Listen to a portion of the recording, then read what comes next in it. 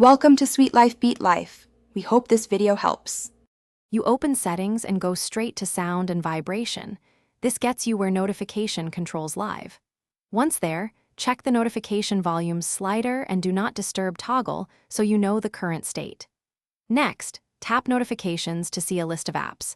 Identify the specific app making the sound. Make sure to note whether it uses system notifications or an in-app alert, because that determines the next steps. You tap the app from the notifications list and review its categories. Many apps split alerts into types. For the noisy category, open its settings and change sound to none or pick a silent ringtone. Once done, you can also turn off vibration for that category to be thorough. If the app lacks categories, toggle show notifications off or mute the app sound directly. Make sure to save changes and exit to let the system apply them. You test your changes by triggering a notification. If it stays silent, you're finished. If sound persists, restart the phone first because some services cache settings. Make sure Do Not Disturb schedules or priority exemptions aren't interfering. Sometimes an app is allowed to bypass silence.